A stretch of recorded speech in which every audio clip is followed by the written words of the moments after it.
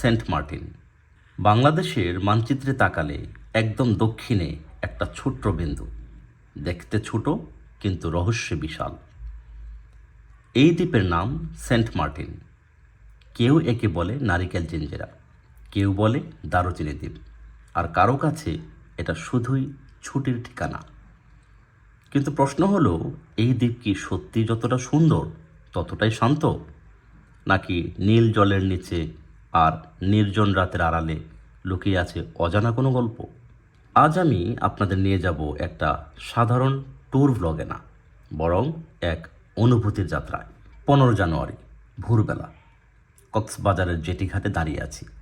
সামনে বিশাল সমুদ্র, যেন কাউকে কিছু বলতে চায়, কিন্তু শব্দ খুঁজে পাচ্ছে না। শিপ ছাড়ছে, পেছনে ফেলে যাচ্ছি মূল ভূখণ্ড, আর সামনে ধীরে ধীরে অদৃশ্য হচ্ছে বাস্তবতা। জাহাজ যত এগোয়, মোবাইল নেটওয়ার্ক দুর্বল হয়, আর চিন্তাগুলো আরও স্পষ্ট। এটাই কি ভ্রমণের আসল মানে, নাকি আমরা শুধু পালিয়ে আসি নিজেদের কাছ থেকেই? শিপে নানা মানুষ, কেউ হাসছে, কেউ ছবি তুলছে, কেউ আবার চুপচাপ সমুদ্রের দিকে তাকিয়ে।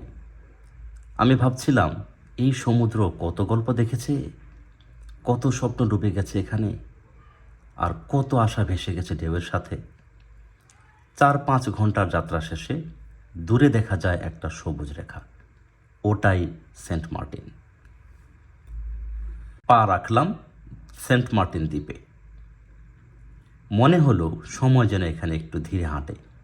এখানে গাড়ির শব্দ নেই, নেই শহরের চিৎকার, নেই তাড়াহুড়ো, শুধু বাতাস, নারিকেল পাতার ফিসফিসানি আর দূরের ঢেউয়ের ডাক। কিন্তু এই শান্ত পরিবেশের মাঝেও আমি অনুভব করছিলাম এক ধরনের চাপা রহস্য। নারিকেল গাছগুলো এখানে শুধু গাছ নয়, ওরা যেন পাহারাদার। প্রতিটা গাছ দাঁড়িয়ে আছে শত বছরের সাক্ষীর মতো। ঝড় এসেছে, জলোচ্ছ্বাস এসেছে, মানুষ এসেছে, মানুষ গেছে, কিন্তু গাছগুলো রয়েই গেছে। কি দেখেছে তারা, কি জানে তারা যা আমরা জানি না? সেন্ট মার্টিনের পানি স্বচ্ছ, এতটাই স্বচ্ছ যে নিজের ছায়াকেও অপরিচিত লাগে। পানির নিচে কোরাল, কিন্তু আজকাল সেগুলো আগের মতো নেই।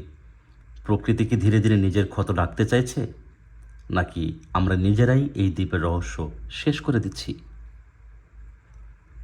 দ্বীপের এক পাশে নীরব কেওড়া বন।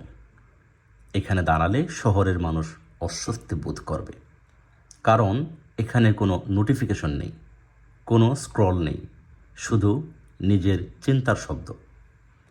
কেওড়া বনের ভেতর দাঁড়িয়ে আমি হঠাৎ বুঝতে পারলাম, নীরবতাও আসলে এক ধরনের শব্দ।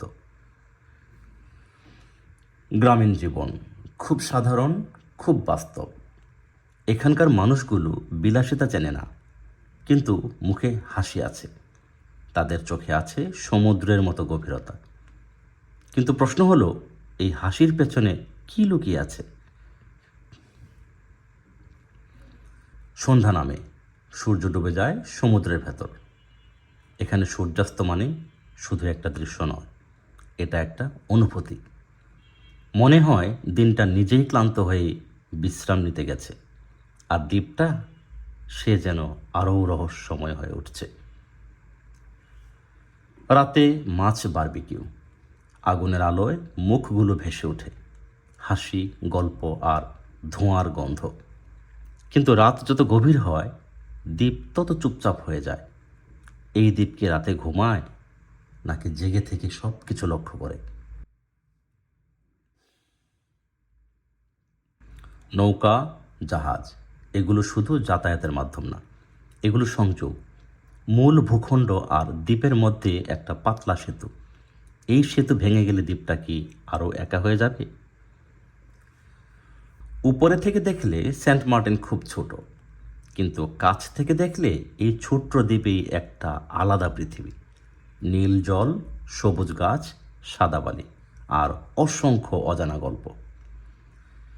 এই ভিডিওতে আমরা শুধু দরজায় কড়া নাড়লাম। পরের পর্বগুলোতে আমরা ঢুকে পড়ব দ্বীপের ভেতরে।